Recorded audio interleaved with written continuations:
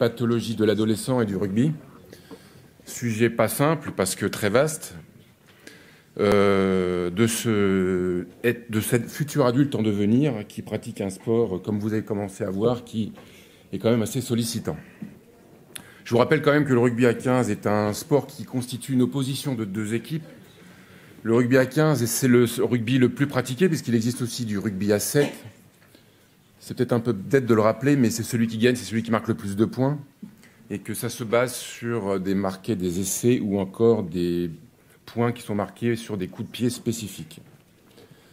Il était donc inventé en Angleterre, très pourvu des pays anglo-saxons et en développement aussi en France.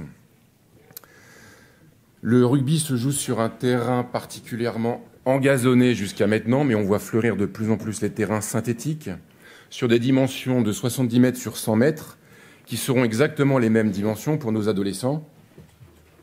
Vous pourrez observer sur ce terrain des lignes pleines et des lignes en pointillés. Les lignes pleines sont les délimitations du terrain. Les lignes en pointillés sont les représentations d'aires de remise en jeu ou de zones de jeu spécifiques. Je vous rappelle aussi que le ballon est ovale. Donc voilà un diapo pour juste vous montrer à quoi ressemble un terrain de rugby avec tous ces aires de jeu et ces délimitations. On caractérise plusieurs phases de jeu particulières. Il y a les phases statiques, comme vous l'a rappelé Philippe Pincalé ce matin, qui correspondent particulièrement aux mêlées et aux touches. Et il y a des phases dynamiques qui comprennent tout le reste du jeu, que l'on va appeler le jeu courant. À chaque phase sera effectivement exposé un risque potentiel traumatique. Et puis il y a les phases de remise en jeu. Il y a des postes différents. On va considérer que de 1 à 8, on a affaire aux avants, donc composés d'une première ligne, les deux piliers 1 et 3, le talonneur se situant entre deux, et la particularité du talonneur, c'est qu'il remet aussi le ballon en jeu en touche. Les deuxièmes lignes qui sont juste derrière eux, qui traditionnellement étaient plus grands parce que c'était ceux qui sautaient en touche. Et sur leur côté et à leur arrière, vous avez ce qu'on appelle les troisièmes lignes, qui ont un rôle de transmission de jeu de l'avant vers l'arrière, mais qui sont aussi très impliqués dans le jeu de défense également, donc ils doivent être puissants et mobiles. Ensuite vient le demi de mêlée, qui lui va jouer le rôle de réceptionneur de ballon de cette phase de jeu des avants, et qui va ensuite le redistribuer vers le numéro 10 ou demi d'ouverture, qui est le joueur qui va toucher le plus le ballon, puisque c'est celui qui a le plus de recul et qui fera le choix de la stratégie de jeu. Ensuite, vous avez les centres, les ailiers, les arrières, qui font partie de ce qu'on appelle les lignes arrières, et qui, en fonction de leur poste, auront des fonctions différentes. Et vous voyez qu'on utilise déjà des mots assez violents, comme perforer une défense, ou alors il faut allier rapidité et puissance. Voilà un peu l'organisation de ces joueurs sur le terrain. Quand on considère ce qui se passe au niveau des enfants ou des adolescents, on est en école de rugby jusqu'à les catégories de moins de 14 ans. Ensuite, c'est réparti en tranches d'âge, moins de 16, moins de 18, moins de 21. Les moins de 21 sont les âges où on commence à voir les sélections nationales. Et pour nos joueuses féminines, nous avons les catégories de moins de 15 et de moins de 18 à 15. Lorsqu'on considère, petit problème de cadrage, les franches d'âge qui vont concerner les adolescents, on va considérer les moins de 14, les moins de 16, les moins de 18. Notez quand même que certaines fédérations ont fait le choix de ne pas jouer sur des catégories d'âge, mais sur des catégories de poids.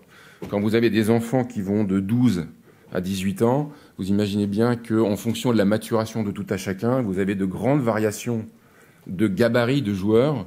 Et parfois, les matchs peuvent tout à fait se résumer à donner la balle à Marcel, qui fait 20 kg de plus que les autres. Marcel va tout droit. Donc ça reste quand même d'un intérêt très limité. Sachez que la seule protection obligatoire est le protège-dents. À partir seulement des moins de 16, ils sont arbitrés par un arbitre officiel de la fédération, avec un délégué fédéral qui est là pour le bon déroulement administratif. Il n'est pas là pour collecter les problèmes médicaux ou traumatiques. Donc, comme on vous l'a souligné depuis le début, la traumatologie, elle va être dépendante du poste et de la phase de jeu, et qu'on va voir se développer tout le catalogue des pathologies micro-traumatiques et aiguës. Cet adolescent, il est la place prépondérante de la prévention.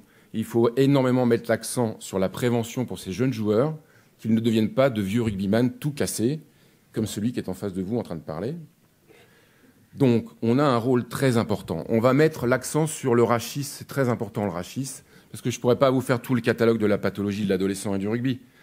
Rappelez simplement que l'adolescent reste un être en croissance, que les vertèbres ont des cartilages de croissance. On va donc voir se développer des pathologies chroniques. Donc vous connaissez la célèbre maladie de Scheuermann. Cette maladie de Scheuermann, elle doit être respectée lorsqu'elle est en phase douloureuse et le jeune rugbyman doit être mis au repos pendant cette phase douloureuse. Où on verra des scolioses et leur gravité ou leur retentissement sur la vie quotidienne devra organiser une discussion autour du poste de l'adolescent. Et vous verrez aussi les spondylolyses et les spondylolisthésies qui, elles, auront un traitement classique. Ces enfants n'ont pas de suivi, enfin ces adolescents, pardon, n'ont pas de suivi médicaux particulier offert par les clubs. Le médecin qui va être en face de cette discussion, c'est le médecin traitant et au mieux le médecin du sport. Ça va complexifier un petit peu la suite des choses, d'autant plus qu'à cet âge-là, on hésite à dire que l'on a mal, puisque si on a mal, on ne joue pas.